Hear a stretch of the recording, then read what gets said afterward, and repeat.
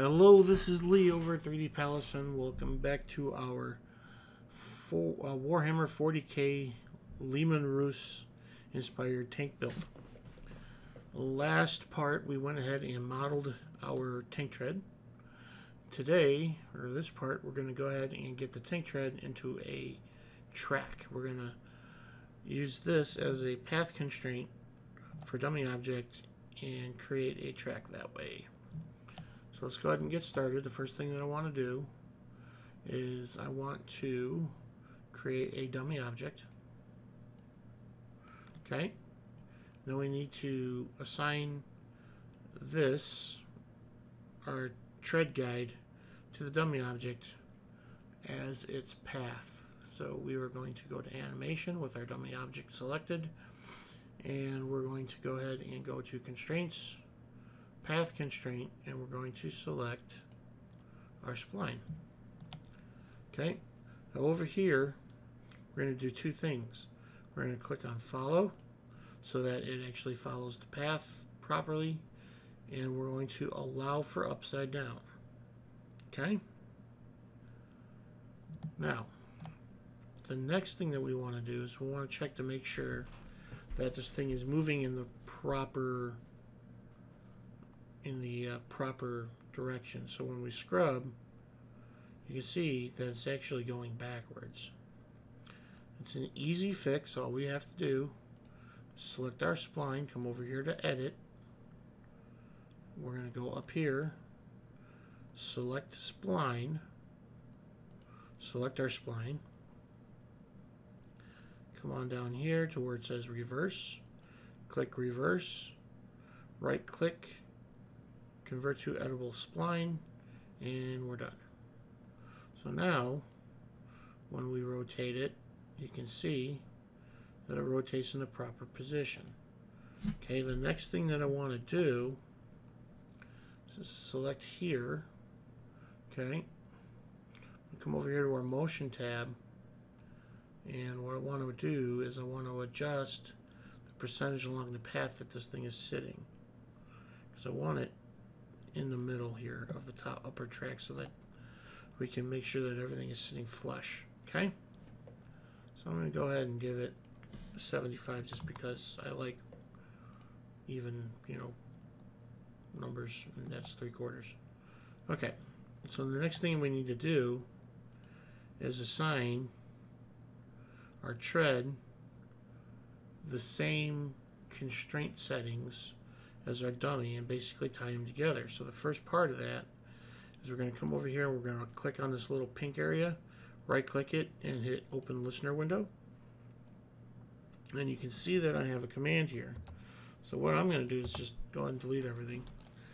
You're going to type in $, the name of the object that you're wanting to assign the constraints to, .pos dot controller equals a copy of our dummy object 001 .pos .controller.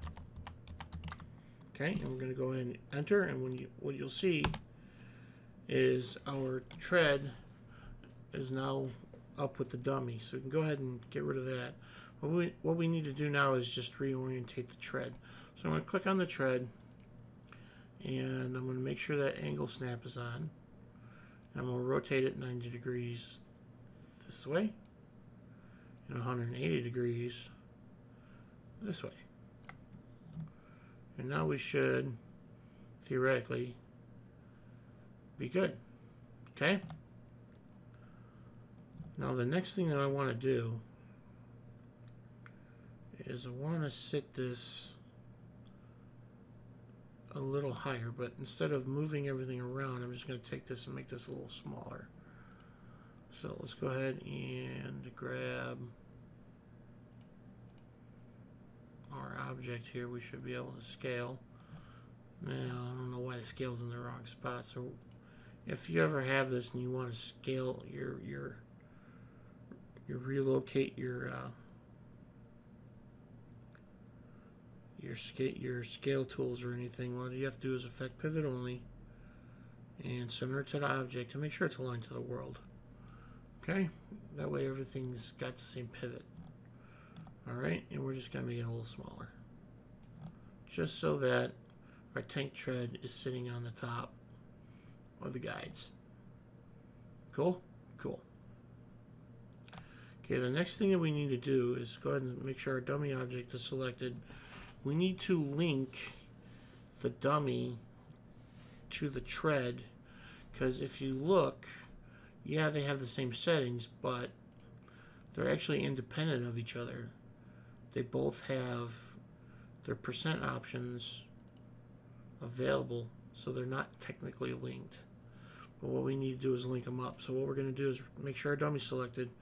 I'm going to right click and we're going to go down to wire parameters. We're going to hit transform, position, path constraint, percent. Okay? And we're going to select tread number 1 and we're going to do the exact same thing. Transform, position, path constraint, percent. Okay, that brings up this parameters box. We want one way from dummy to tread, and we're going to click connect. Okay?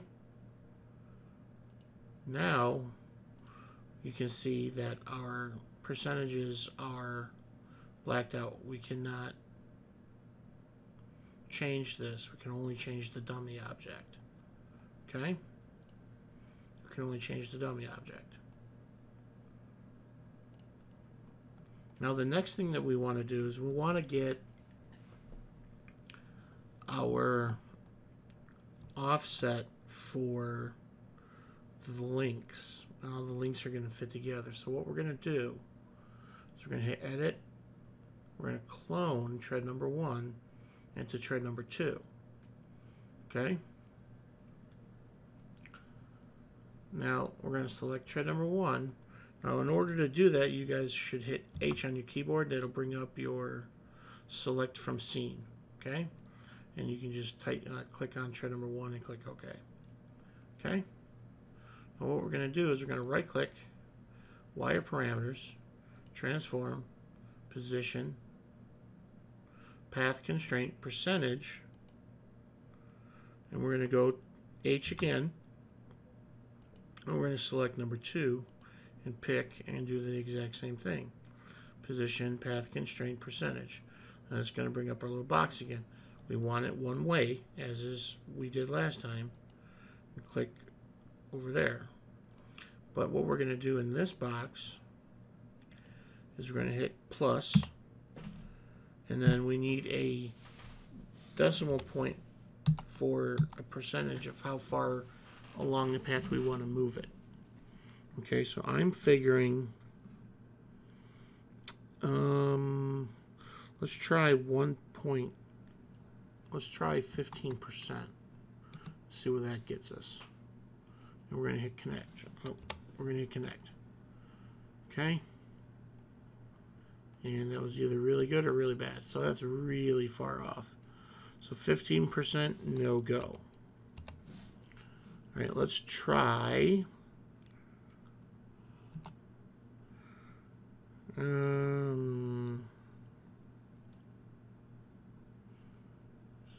let's try 0.15. So that's actually 15%. Okay, we're going to hit update. And let's see where we are here. So it's not bad, but it's not quite there yet. Okay, so let's try 17. Update, and that is pretty darn close, I'd say.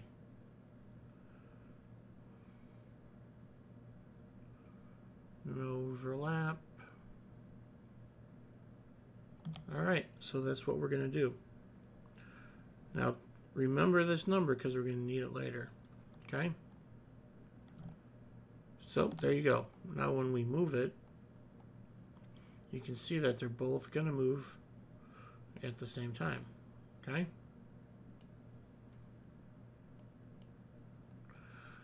Alright, so we don't need tread number 2 anymore. Okay. What we do need is our editor window. Okay, now you can see I have a script up. What we're doing here is in line 1, we're setting a variable called prev. Okay, in line number 2, we're creating a new instance of that variable. So prev is going to be whatever object is selected. Okay, and then we're creating a new instance of that selected instance, and then we're selecting the new instance. Okay, and then we're basically giving it the path constraints that we were giving the previous one, and we're giving it an offset, and that offset is what we just figured out is 0.17. Okay, so let's go ahead and save this.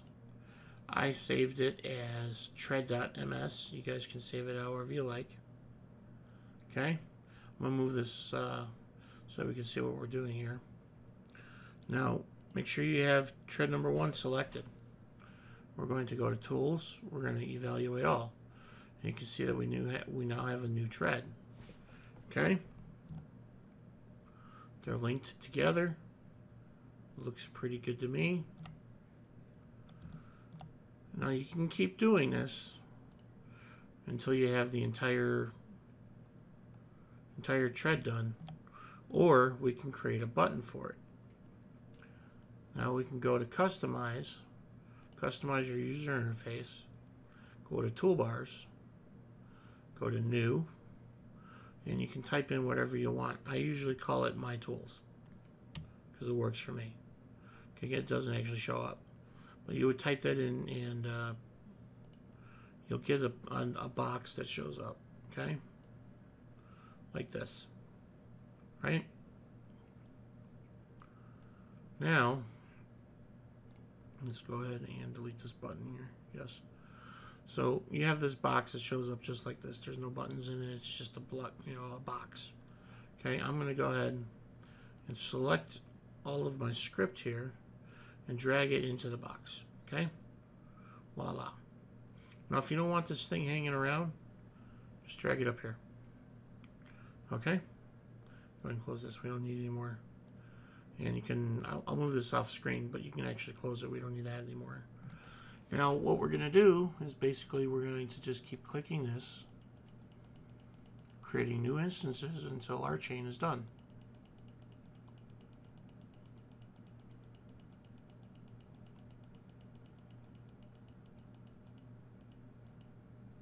Boom. Perfect. And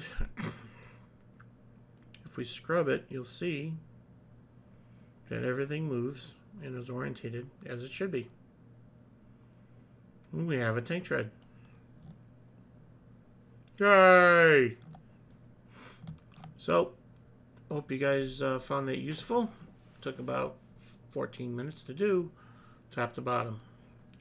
Really simple, really powerful. You can use this for anything from tank treads to bike chains, escalators, chainsaw blades, anything that has individual pieces that follow a certain path. Okay? So in the next episode, or the next part, what we're going to do is we're going to start working on detailing. We're probably going to start detailing this little piece here, and cutting in panel lines and things like that. The other thing that we need to do is we need to put the bearings in so that the treads have something to run on. But that's part of the detailing phase. So, as I said, hope you enjoyed it, and I'll see you guys in the next part. So until then, bye-bye.